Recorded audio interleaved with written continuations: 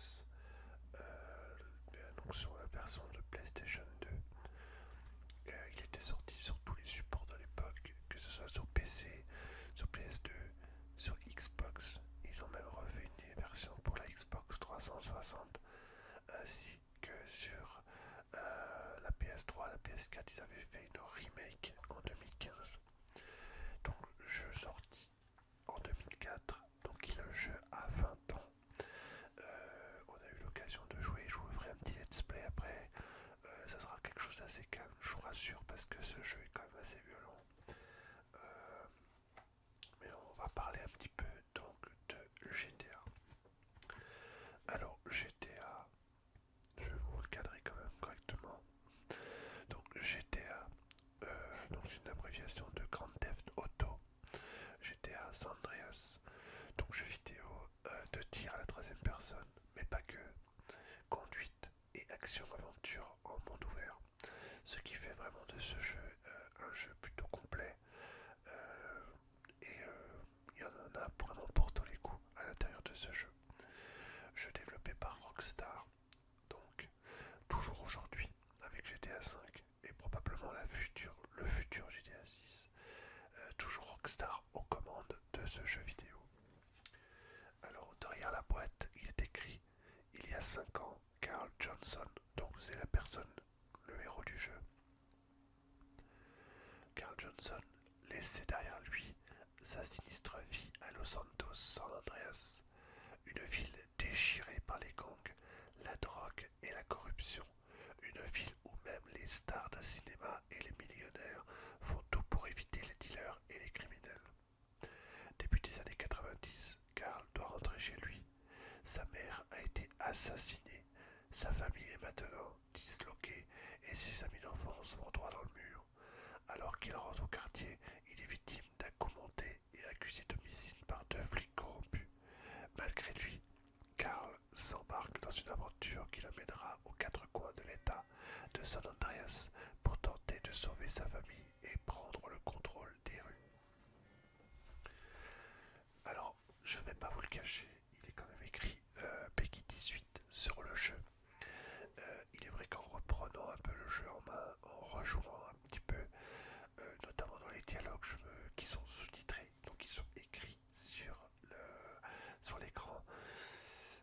Waouh, c'était vraiment violent et surtout très très très très vulgaire. Voilà. Alors quelques mots sur le jeu quand même. Le jeu a rencontré un énorme succès, un très très grand succès, que ce soit au niveau du gameplay et aussi niveau commercial, il a bien marché bien sûr. Comme les précédents opus de la sortie de GTA, il y a eu des polémiques sur le jeu, et notamment par rapport à la violence. Il a été aussi critiqué pour la présence d'un mini-jeu pornographique, plus ou moins déguisé, on va dire, et ça a vraiment, vraiment attiré beaucoup les critiques. Alors, le jeu a eu un grand succès quand même, malgré tout ça. C'est impressionnant. Les ventes ont vraiment été très bonnes. Voilà. Et du coup, difficile de s'arrêter là. Et ils ont continué par la suite. Alors évidemment, on va pas raconter la vie du jeu, on a raconté un peu vite fait le scénario qui est écrit sur la boîte. Euh, si on veut comparer par rapport au jeu précédent, on est enfin en 3D, en jeu en 3D, donc on est un petit peu, voilà, on est par rapport à GTA ou GTA 2, on est un peu dans le même style que GTA Vice City, un jeu en 3 dimensions, en monde ouvert, la carte est plutôt grande, la jouabilité est plutôt correcte pour l'époque. Franchement très agréable à regarder, vous en verrez tout à l'heure, de toute façon, une description. Donc je te dirai à la troisième personne, jeu de simulation. Le but, bien sûr, c'est de réussir à retrouver les coupables de la mort de la maman de Carl Johnson. Et reprendre le contrôle de la ville, parce que Carl reste quand même une personne, on va dire, voilà, qui aime bien prendre le contrôle des choses. parce que je risquerais même de vous raconter n'importe quoi. Voilà. Alors dans le jeu, on parlera un petit peu de ce qu'on peut faire. Je ne vais pas non plus trop donner de détails. Juste encore une petite information que j'ai lue sur le site du développeur que je voudrais encore vous lire avant de passer au gameplay. Après le grand succès de GTA Vice City, donc qui est sorti avant, beaucoup de joueurs imaginaient un autre volet sur PlayStation 2 pour l'année 2003. La première annonce concrète d'un nouveau GTA arriva le 29 octobre de cette même année, lorsque Take-Two Interactive déclarait qu'un nouvel opus, au titre encore incertain, était prévu pour fin 2004. À l'époque, l'hypothèse la plus partagée par les joueurs était que le jeu se déroulerait soit dans les villes fictives de San Andreas en Californie, à l'époque actuelle, ou de Sin City au Nevada dans les années 470. Et du coup, en 2004, Take-Two déclarait à la presse que Grand Theft Auto San Andreas sortira le 19 octobre 2004 en Amérique, 22 octobre en Europe, 29 octobre en Australie. Voilà, donc la première version à être sortie, c'est la version PlayStation 2, et ensuite Xbox, PC, etc. Voilà, pour, entre guillemets, ce que j'ai pu déclarer comme information, en gros, sur le jeu. Le jeu est quand même assez gros, très impressionnant quand même de voir qu'on pouvait tout tenir dans un... En plus, le support DVD est bien, donc le jeu est vraiment, vraiment encore, pour l'époque, plutôt agréable à regarder. Vous allez en voir de toute façon dans quelques instants un petit let's play. Je mettrai pas la violence dedans, je vais ôter les dialogues parce que c'est vraiment pas très joli à voir, et du coup je suis obligé de mettre un logo moins 18. Ouais, bon, on va éviter ça, surtout qu'on est en ASMR, et donc du coup, si jamais je vous fais ça, bah ça sera pas très relaxant. Allez, un petit let's play pour vous montrer un petit peu ce qu'on peut faire dans le jeu, et on s'arrêtera là aussi. Donc après le chargement du jeu, nous sommes à chaque fois donc dans notre maison. Voilà, la famille Johnson. Donc nous sommes dans la maison avec ici, comme vous pouvez le voir, hein, le symbole d'une disquette informatique d'ordinateur, donc qui symbolise la sauvegarde. Alors vous voyez, on les textures évidemment, malgré le fait que ma console le PS2 soit en HD avec un câble spécifique, ben bon, est assez quand même écrasé, un petit peu écrabouillé. Alors là, je crois que j'ai dû croiser la disquette, donc il me demande de sauvegarder la partie ou pas. Donc là, bien sûr que non, puisqu'on vient de le faire. Et on va donc sortir à l'extérieur. Voilà. Donc à l'extérieur, nous arrivons dans la ville. Donc là, moi j'ai une matraque à la main, donc c'est une arme que j'ai récupérée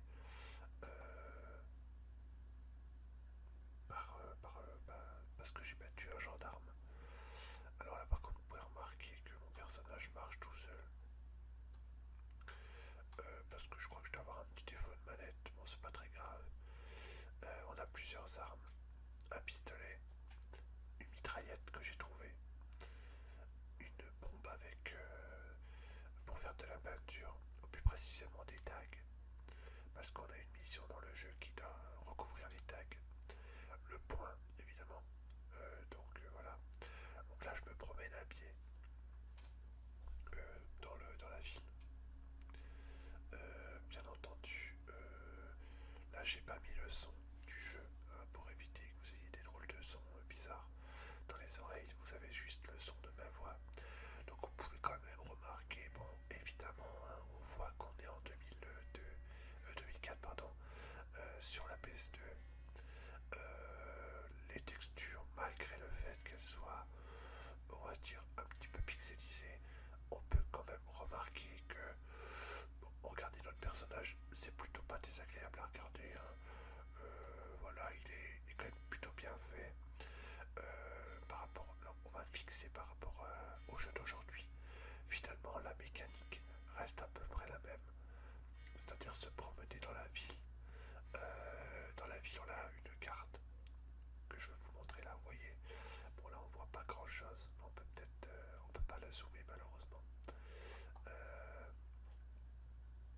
la zoomer un peu.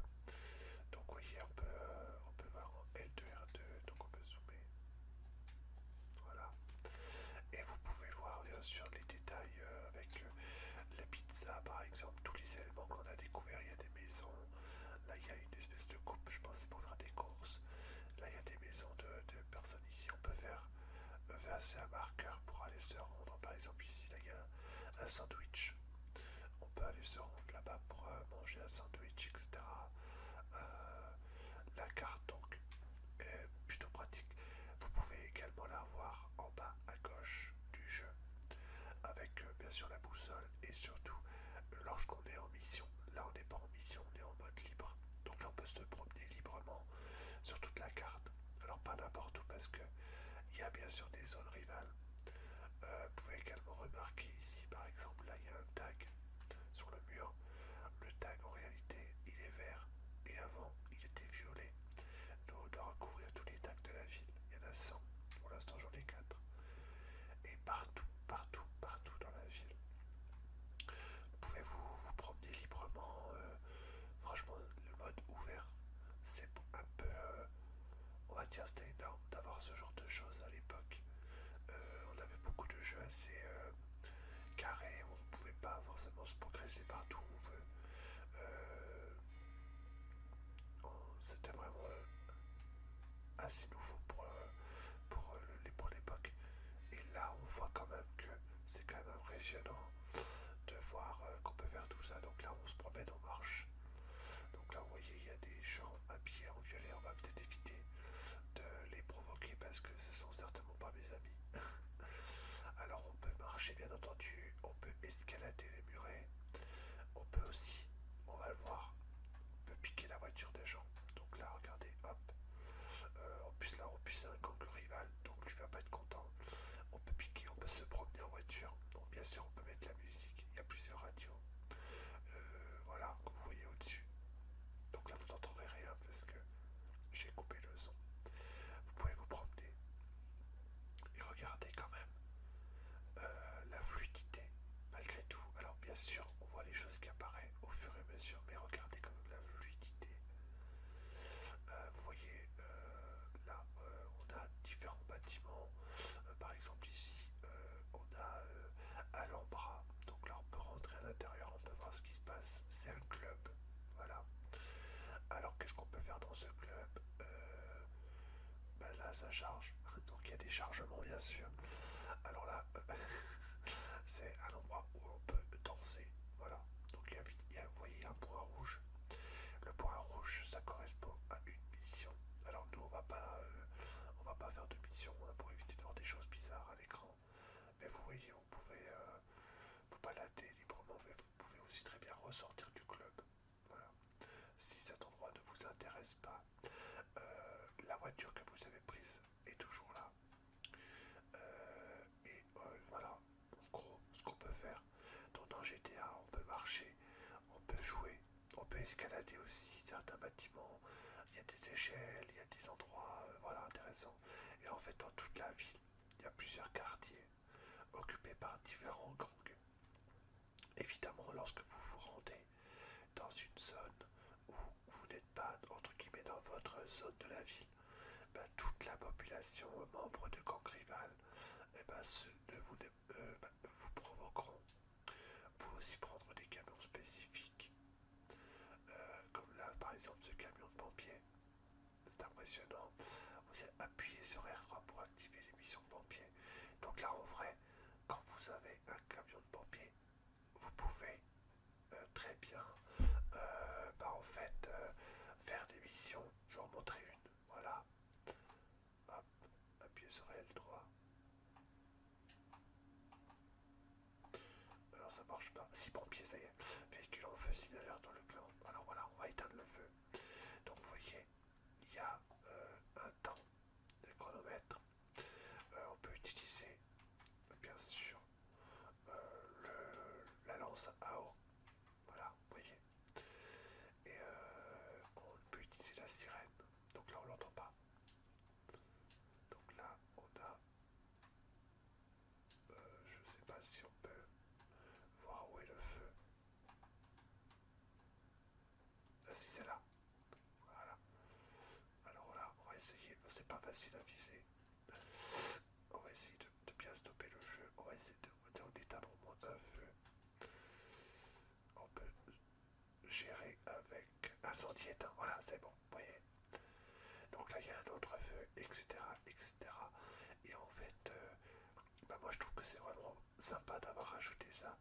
En plus, on peut, voilà, attention à la police, évidemment. Si vous faites des infractions ou si vous cassez quelque chose, bah, vous risquez bien sûr de vous faire attraper par la police. Ce qu'il vaut mieux éviter. Alors là, on voyait pas qu'il y avait le feu, mais visiblement il y a le feu. Alors par contre, le contrôle avec le joystick 3 plus le bouton rond, c'est pas forcément évident. Alors on va essayer d'éteindre l'incendie. Voilà. La personne est en feu. On va essayer d'éteindre la personne en flamme. Voilà. Donc on a éteint. Et etc. etc. Voilà, je vais pas aller beaucoup plus loin. On va arrêter la mission pompier. On appuie sur L3. On voit donc que le véhicule soit bien stoppé. Hop. Est-ce qu'on peut éteindre? Non, je sais pas, voilà. Donc on peut appuyer sur la carte, etc. Voilà, voilà pour le let's play de ce jour numéro 2. J'espère que ça vous aura plu. Et je vous donne